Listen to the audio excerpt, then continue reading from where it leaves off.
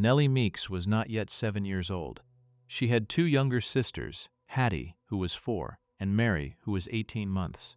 The girls lived with their parents and their grandmother in the town of Milan, in northern Missouri. It was a railroad town on the prairie, the kind of place where a family knew the men who farmed the next field over.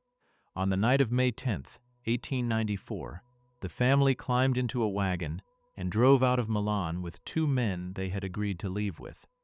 By the small hours of the morning, only Nellie was alive. She walked 75 yards across a freshly planted cornfield in the dark. Her forehead was bleeding from a wound made by a rock. The wound would leave a depression in her skull that she carried for the rest of her life. She came to the door of a neighbor's farmhouse, and when Sally Carter opened it, she could speak only just above a whisper. By the time the sun was up, she had named the men who had killed her family. This is the story of what came of that naming, and of what her grandmother carried in the 2 years that followed. 6 miles south of Milan on the railroad line was the town of Browning. Browning had a bank, a law office, a courthouse square, and a reputation for prominent men. William Price Taylor was 33 years old in the spring of 1894. He had been admitted to the Missouri bar at Linnaeus in 1885 after reading law with D.M. Brinkley. He had served as mayor of Browning in 1888. He had served a term in the Missouri General Assembly. He was the cashier and a co-owner of the People's Exchange Bank of Browning. He was married to the daughter of a local banker. He had 3 small daughters. His brother George was 30. George had been born in California during a brief residence of their parents on the coast. He had grown up in Lynn County. He farmed. In June of 1891, both brothers had been indicted in Adair County in a forgery case involving a $2,000 bank draft. In September of 1893, they had been indicted again, this time on charges of arson and cattle rustling. In the second case, a tenant farmer named Augustus Meeks had been indicted alongside them. He pled guilty. The Taylors did not. Gus Meeks was 33. He farmed a piece of ground belonging to the Taylors. He had a wife, Delora, 3 small daughters, and a mother in Milan, who had taken the family in after his troubles. In the autumn of 1893, when the cattle case came down on him, he was sent to the Missouri State Penitentiary at Jefferson City. He served only a few months. The county prosecutors of Lynn and Sullivan needed his testimony against the brothers, and a pardon was arranged with the governor. Sometime in April of 1894, Gus came home on the train to Milan, a free man with a story to tell. The Taylors then had a problem. Their tenant farmer was now their accuser. They began, by William's own later admission, to negotiate. The opening offer was a wagon, a team of horses, and $800 in cash. $800 in 1894 was the better part of 3 years' wages for a farmhand. Gus held out for $1,000. After several visits between Browning and Milan, the brothers agreed to the $1,000 and the team. Gus would take his family and leave the county for the Oklahoma Territory. His mother begged him not to take the money. Gus told her the family had no choice. On a Sunday evening in early May, the Taylors came to Martha Meeks's house in Milan to settle the terms. Martha was 65 years old. She had taken her son and his family in after the trouble with the cattle case, and the 4 of them slept under her roof, with the children in the room with their parents and Martha in her own bed in the next room. She knew the brothers by sight. She knew their voices. When the Taylors arrived that evening, George Taylor took Martha by the arm, walked her into the adjoining room, and shut the door. She heard the bolt move. He left her there. The bargaining went on the other side of the wall, for what Martha later said was the better part of an hour. The wall between the 2 rooms was a frame wall of pine boards, common to country houses in that part of Missouri. A voice raised at the kitchen table came through it. A voice kept down did not. Martha sat on the bed. She heard her son's voice, and she heard William Taylor's voice. She did not always hear the words. She heard the chairs move when one of the men stood up. She heard a man go to the back door once and come back. She heard the figure 800, and she heard the figure 1000, and she heard at some point in the second half of the hour the figure 1000 again, said by William, with no answer back from her son for what she later remembered as a long time. She did not testify that she had heard the bargain agreed in particular words. She testified that she had heard the door bolt and that she had heard the price. When the door was opened again, the bargain was made. The Taylors had agreed to the 1,000 and the team. Gus had agreed to leave with his family within the week. Martha begged her son a second time not to take the money. She told him the Taylors meant him harm, that he would not reach Oklahoma, that no man pays $1,000 to send a witness on his way. Gus told her that if he refused, the Taylors would simply kill him in the road, and that with the money, his family would at least have something. He told her Delora wanted to go. Delora, at that table, was 28. She was about 7 months along with her 4th child. She listened, and she did not contradict him. Martha put on her shawl and went to bed in the room she had been locked in. She could not stop the bargain, and she could not warn anyone, because the man on the other side of the bolt was the bank cashier. 4 days later, on the afternoon of Thursday, May 10th, a letter arrived at the Milan post office addressed to Augustus Meeks. The letter was on the printed letterhead of the People's Exchange Bank of Browning. The body of it was one line: "Be ready at 10 o'clock. Everything is right." It was not signed. In place of a signature were 3 asterisks. The letter was postmarked at Milan, 2 p.m. Gus showed it to his mother and to Delora. Martha put it in a drawer. That evening, the family did not undress. The bedding was rolled up. The children's clothes were already packed. Hattie, 4, and Mary, 18 months, were put down in their day dresses. Nellie, who was almost 7, was old enough to understand that something was happening, and she lay down on top of the covers, with her shoes off, but her stockings on. Outside, in the small hours, a spring seat wagon was already on the road from Browning. It was just past midnight when the wagon pulled up. 2 men climbed down. George Taylor came to the door of the Meeks house. William stayed by the wagon in the road. George said it was time to go. He helped Gus carry out a small trunk and the bedding. Delora Meeks had not undressed that night. She had not undressed any night that week. She was 28 years old. She was, in the language of the time, in delicate condition. Her 4th child was expected by midsummer. The plan, as the Taylors had laid it out, was to drive Gus alone to the brothers' farm outside Browning, hold him there one day, and then put him on the road to Oklahoma. Gus had agreed, Delora had not. At the door, with the children half asleep behind her, she told her husband that she and the girls were going with him. She said that if he went alone, he would not come back. She did not believe the Taylors would harm a woman in her condition, or 3 small children, and she said so. She would not let him leave alone. Gus stood in the doorway with the trunk on his shoulder and looked at her. Then he set the trunk down on the porch and went back into the house for the children's coats. The children were brought out to the wagon dressed. Hattie was carried, asleep. Mary, 18 months old, was carried. Nellie climbed up on her own and sat down on the bedding behind the seat. Gus took 2 things from the house. He took a small picture frame with photographs of the children. He took his pocketbook. Both items would later be recovered, partly burned, on the ground of the Taylor farm. Martha stood at the window. She watched the wagon turn out of the yard onto the Milan road. The lantern at the back of the wagon swayed once and disappeared down the slope toward Browning. Mrs. Kitty Edens kept a small farm with her husband 600 yards southeast of the slope of Jenkins Hill. She was a light sleeper.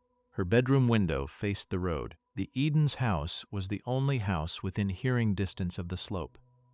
Mrs. Edens woke up that night to the sound of a revolver firing. The first shot, she said afterward, sounded like it had come from the bottom of the rise. After the first shot, there was silence for what she put at half a minute. Then there were two more shots, close together. She lay in the bed and listened. After another pause, she heard two further shots, the last of them quieter than the first, as if the gun had been moved further down the slope or held closer to the ground. She counted 5 in all. She did not get out of bed. A revolver in the night, on a road between two towns, was not unusual enough in 1894 to wake a husband for. She heard a wagon pass the house some time later, going north toward Browning. The team was at a walk, not a trot. That was the only thing that struck her as unusual, and she remembered it only when the news came the next day. Earlier on the rise, the wagon had passed 2 men sitting in a buggy on the side of the road. The 2 men were never identified. Their presence in the case was never explained. The Taylors, when later questioned, denied seeing them. The bodies were taken back into the wagon. The wagon turned north and drove the 2 miles to a freshly plowed cornfield on George Taylor's land, where a shallow pit had already been dug at the foot of a straw stack. Nellie Meeks woke up as she was being placed in the pit. She was lying on the bodies of her family. The straw was being pulled down over them. She did not move. She did not cry out. She heard one of the men kick her in the back, and she heard him say, "They are all dead now." The men tried to set the straw on fire. The straw was damp from the spring. It would not catch. After a few minutes, they gave it up. They smoothed the straw over the pile and walked away across the cornfield toward the Taylor house. Nellie waited until the footsteps were gone. She waited longer than that to be certain. Then she dug her way out of the straw. She was just under 7 years old. Her forehead was bleeding from the stone. She walked the 75 yards across the freshly plowed cornfield in her stocking feet. The clods of dirt were cold. The lantern in the Taylor house was still lit, half a mile to the north. She walked the other way, toward the only other house she could see in the dark, the farmhouse of John and Sally Carter. She knocked on the door. Sally Carter opened it. Nellie was still in her nightclothes. She was, Sally Carter said afterward, very calm. She told Mrs. Carter that the Taylor brothers had killed her family and put her in the straw. She gave their names. She told her she was alive, only because they had thought she was dead. Sally Carter sent her sister's son, a boy of 9 named Jimmy, across the cornfield to see if what the child was saying could be true. The boy crossed the field, and at the foot of the straw stack, he met George Taylor. George Taylor was harrowing the ground around the stack. The straw was already being raked smooth. He was, by all later accounts, calm. He said good morning to the boy, asked him what he was doing in the field, and listened to Jimmy's answer about the child at the Carter house and what she had said. Then he took Jimmy back to his own house, sat him down inside, and rode out of Browning a little after 8. By that time, the sun was up. Sally Carter was 53. She had lived in that part of Lynn County since she was a child. She had known the Meeks family by name and the Taylor family by reputation, which in Browning were 2 different reputations. After the boy went to the field, she dressed Nellie in her own daughter's nightclothes and sent for help. Word traveled the way word traveled in 1894. A man rode to Browning. From Browning, another man rode to Buckland. From Buckland, the Lynn County coroner came north. By the late afternoon, the bodies had been recovered from the straw. They were taken to Milan that evening in pine coffins, put together quickly and without lining. The undertaker, a man named Scoeen, prepared them properly through the night. The Taylor brothers were not in Browning by then. A little after 8 in the morning, they had ridden east out of town. Earlier still, William had been seen at a store in Browning, buying a soda at 5:30. A man named Peter McDonald had passed the brothers on the road shortly after that. By the time word reached town, they were several miles ahead of it. The funeral was held on Sunday, May 13th. Augustus, Delora, Hattie, Mary, and the unborn child were buried together in a single grave at Butte Cemetery, 5 miles southeast of Owasco. 4 small markers were set at the head of it, one for each. A crowd estimated in the thousands stood in the field above. 6 weeks went by. Through June and into July of 1894, posses moved through Iowa, Kansas, Indian Territory, and Arkansas. The brothers were seen and not seen in a dozen places. On the morning of June 25th, in the dining room of a hotel in Buffalo City, Arkansas, a man named Jerry South was eating breakfast. South was a member of the Arkansas legislature. He had been reading the St. Louis papers for weeks. He looked up across his table at 2 men who had come in for breakfast and recognized both of their faces. The Taylors were arrested that morning. They were brought back to Missouri by train. The train was supposed to stop at Brookfield. At Brookfield, 250 masked men were waiting on the platform with rifles. The train was rerouted to St. Joseph for safekeeping. The first trial, in Carrollton on a change of venue, ended in March of 1895 with a hung jury, 7 for conviction, 5 against. After the verdict, one of the jurors and one of the alternates told the prosecutor that they had each been offered $750 to vote for acquittal. A grand jury was called. Its findings were never made public. In the months between trials, Nellie Meeks was placed on display for paying audiences at a museum in St. Joseph and at a venue in Quincy, Illinois. She was almost 8 years old. The arrangement was made by men acting as her guardians. The period accepted what the modern eye does not. The second trial, in July and August of 1895, lasted 8 days. Martha Meeks took the stand. She identified her son's killers, and she identified the handwriting on the bank letterhead as Williams. The jury was out an hour and a half. The Missouri Supreme Court affirmed the conviction on March 3, 1896. The hanging was set for the end of April. On the night of April 11th, William and George Taylor cut a bar in the cell window of the Carrollton jail. They climbed onto the roof. They lowered themselves down the side of the building on a 50-foot length of fire hose. The drop was about 4 stories. William was recaptured the same night in a cornfield a few miles outside town. George was not. In the months that followed, George Taylor was reported in California, in Texas, in the Indian Territory, and on a steamboat on the lower Mississippi. None of the reports were confirmed. A New York newspaper claimed in February of 1897 that he had been arrested at Hanford in Central California. The local authorities denied it. 40-some years later, a priest in southern Missouri said he had heard a deathbed confession on a river island from a man who claimed to be George Taylor. The priest was the only witness, and the man on the island had no papers. George Taylor was never officially returned to Missouri custody. The court record on him was never closed. On the morning of April 30th, 1896, Martha Meeks took the train south from Sullivan County to Carrollton. She was almost 67. She had buried her son and 3 of her grandchildren and her unborn 4th grandchild together in one grave. Almost 2 years before, she had testified at 2 trials. She had identified the handwriting on the letter that brought the Taylors to her door. On this morning, she was going to Carrollton to see William Taylor hanged. In the same train carriage, that morning, was another woman. Her name was Mrs. James J. Taylor. She was the mother of William and George. She was riding to Carrollton to take her son's body home for burial. The 2 women were not strangers to each other's country.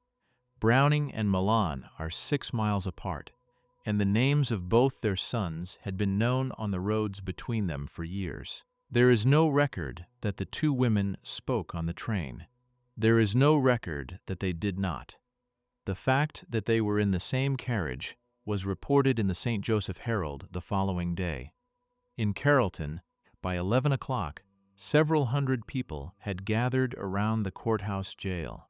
A wire perimeter had been strung at 100-foot radius, with passes issued to those who could prove a reason to be inside it. William Taylor had been baptized into the Catholic Church the day before.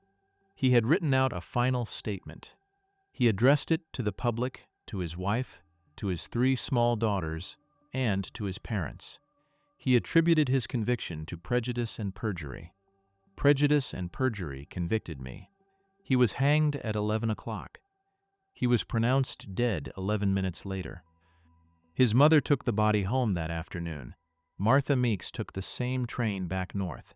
What Martha Meeks could do, on the night of May 10, 1894, with what she had heard through a door, was very little. She could not stop the bargain. She could not warn anyone. She had kept the letter, and she had given it to the prosecutor, and she had testified twice in a courtroom while looking at the man who had taken her son. On the morning of April 30th, 1896, what she could do was take a train to Carrollton, sit through the hanging, and take the train home. She did. After the hanging, Martha Meeks went home to Milan and raised her granddaughter.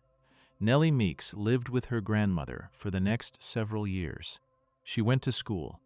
The depression in her forehead never went away, but her hair grew over it, and people who met her as a young woman did not always notice. In 1907, when she was 19, she married a man named Albert Ross Spray. George Taylor never came back. There were stories about him for the rest of the century, none of them ever confirmed, and they faded as the people who told them died. The bullet-marked tree on the slope of Jenkins Hill stood until the 1930s. A folk ballad about the case, called Midnight Murder of the Meeks Family, was sung in the Missouri and Oklahoma countryside into the 1920s. A man named Clyde Weems sang a version of it for a crime magazine in Cardin, Oklahoma, in 1927. He had learned it in Mount Vernon, Missouri, in 1915. In 1910, in Sullivan County, Nellie Meeks Spray gave birth to a daughter. The birth was difficult. Nellie did not survive it. She was 22 years old. The daughter survived. Before she died, Nellie named her Hattie after her own younger sister, who had been 4 years old when she was killed at the roadside on Jenkins Hill in 1894. Hattie Spray grew up in Sullivan County. She was raised by people who had not seen what happened in the cornfield, but who knew the name. She lived an ordinary life and is buried in the same county. Martha Meeks outlived her granddaughter. She is buried at Butte Cemetery, near the single grave that holds her son, her daughter-in-law, and the 3 grandchildren whose markers are still set at the head of it.